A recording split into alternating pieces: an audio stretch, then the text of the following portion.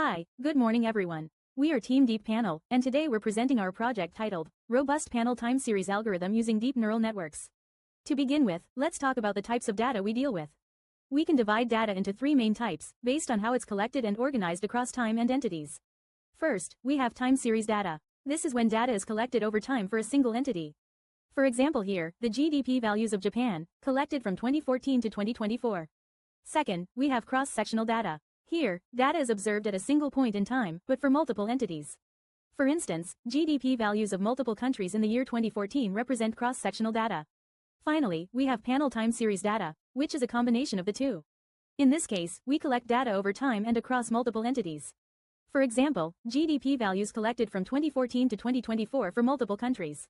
Now, let's look at how panel data can be categorized. We do this based on three dimensions. 1. Completeness. If all entities have data for the same time periods, it's called balanced panel data. If some entities are missing time periods, it's called unbalanced panel data. 2. Time dimension. If the number of time periods is small, it's called a short panel. If it covers many time periods, it's a long panel. 3. Aggregation level. If data is collected from individuals or smaller units, it's a micro panel. If it comes from countries or larger regions, it's a macro panel. By combining these three dimensions, we get 8 unique types of panel data. Time series data typically contains 3 components: trend, which refers to a long-term upward or downward movement; seasonality, which is a pattern that repeats regularly, like monthly or weekly; and residuals, which are the random errors left after removing trend and seasonality. For our project, we collected 11 real-world datasets, and each one falls under one of the 8 panel data combinations we just discussed. The problem we address is that no existing model performs well across all these variations. That's why our goal is to develop a generalizable deep learning model that works robustly across all panel data types. Our objectives. First, we analyzed the performance of 5 baseline models on the 11 datasets and studied their strengths and weaknesses. Then, we designed and implemented a new model with at least 2 innovative features, and evaluated its performance using MAPE, mean absolute percentage error, and comparing it against the baseline models. Now I am going to introduce our panel former architecture and explain how we progressively arrived at this modified version. We started with the temporal fusion transformer, which is a strong baseline for panel time series forecasting. When we applied it to panel data, we observed that TFT struggled to capture clear seasonal patterns. This became evident when we visualized the forecasts. To address this, we realized it was crucial to handle trend and seasonal dynamics separately, since they behave very differently. Seasonal components capture repetitive, high-frequency patterns, while trends reflect long-term gradual changes. For this, we took inspiration from Autoformer, which introduced a series decomposition approach. We adopted a similar idea and decomposed each time series into seasonal and trend parts using a moving average-based decomposition technique. This module allows us to focus on each component individually and better capture their unique behaviors. Once we had these separate components, we designed a parallel processing architecture. The trend component, which is smoother and more stable, is passed through a stack of gated residual networks which are effective for modeling long-term dependencies and smoother transitions. Meanwhile, the seasonal component goes through the standard TFT path, which is originally designed to capture temporal features. However, we noticed a key limitation: TFT uses a global attention mechanism. But for seasonal components, what matters more is local patterns, for example, repeated short-term cycles within small time windows. To address this, we took inspiration from Crossformer, which emphasizes local and segment-wise structures. We introduced what we call segment-wise attention. Here, we divide the time series into fixed-length segments and apply attention within each segment independently.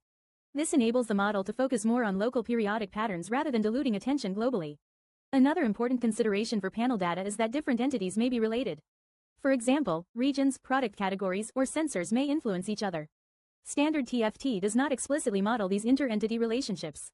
To handle this, again inspired by Crossformer, we introduced a cross-entity attention module. This module allows each entity to borrow information from other entities dynamically, enabling the model to capture shared behaviors and dependencies across the panel. After processing the trend and seasonal paths, we need to combine them to produce the final forecast. Initially, we simply concatenated these components directly. However, we noticed that certain series, for example, COVID-related series, are dominated almost entirely by trend, while others rely heavily on seasonal patterns. This observation highlighted the need for an adaptive way to weight these components. To address this, we designed an adaptive weighting mechanism. One approach is to compute the variance of each component and use it to guide the weighting automatically. Alternatively, we can learn these weights explicitly using a small MLP network. This allows the model to flexibly adjust the importance of trend and seasonal parts depending on the characteristics of each series. Finally, we observed that even within the same entity, seasonal periods can vary. For example, some may have weekly cycles, others monthly, or both.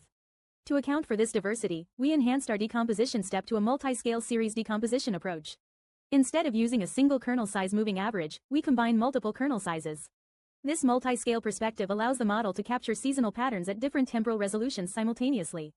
Putting all these ideas together, we built our final architecture, PanelFormer. It starts with variable selection and embeddings, then decomposes each series into seasonal and trend parts using multi-scale decomposition inspired by AutoFormer.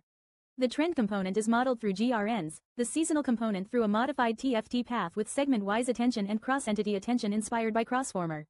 Finally, the components are adaptively combined using learned or variance-based weights to produce the final prediction.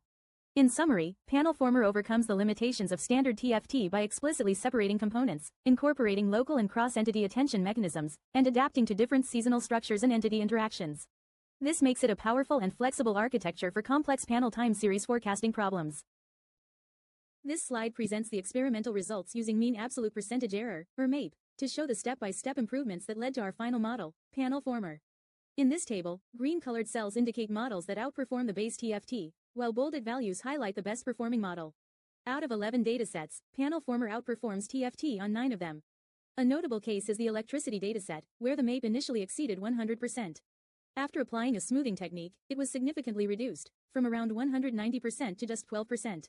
Moving on, this slide summarizes PanelFormer's percentage improvements across individual datasets. The model shows strong performance on foreign exchange rates and COVID-related datasets, and moderate performance on surface temperature, carbon dioxide emissions, sales, and electricity data. However, it underperforms slightly on the stock price and Africa GDP datasets, indicating challenges in forecasting volatile financial and macroeconomic data. This suggests that further tuning is needed for high volatility domains. Next, we examine PanelFormer's performance across panel data types. The model excels on long panels, macro-level data, balanced and unbalanced types. It performs moderately well on micropanels, but shows a drop in performance on short panels. This points to a need for improvement when dealing with datasets that have limited time steps and many entities. When we look at dataset frequency, PanelFormer performs strongly on daily and monthly datasets, while struggling slightly with annual data. Again, this highlights the need for further tuning, particularly for low-frequency time series. To conclude, PanelFormer delivers the best overall performance, achieving a 7.99% improvement over the baseline TFT. It consistently outperforms in the majority of cases, demonstrating strong robustness and generalization capabilities. However, some limitations remain, especially in handling low-frequency, short panel, and highly volatile datasets. As part of future work, we aim to improve the PanelFormer architecture to better address these specific challenges. Our key deliverables include a survey paper on statistical and deep learning methods for panel data analysis, a research paper evaluating the strengths and weaknesses of RNN-based forecasting models, and a research paper presenting our proposed model PanelFormer. In addition, we've made PanelFormer publicly available as a Python package on Pippi to support open-source accessibility and further research in panel time series forecasting. Here are the screenshots of our paper and library submissions. For this demonstration, a forecasting system developed using 11 different panel datasets is showcased. Each dataset follows one of 8 unique combinations of panel characteristics. Let's begin by selecting the surface temperature dataset from the drop-down menu and clicking the Forecast button, which initiates the forecasting process. A blue-colored box on the screen displays key details of the selected dataset, including the total number of entities, total data points, data frequency, and the specific panel characteristics. The forecasted results are visualized through plots to provide a clear understanding of the patterns. The animation shows the forecasted line being drawn point by point. Forecasting happens simultaneously for all entities, with separate plots generated for each to ensure clear identification. Focusing on the plot for the entity Sri Lanka, 2 distinct colors differentiate between historical and forecasted data. The blue line represents the past historical data used for model training, while the red line shows the forecasted values.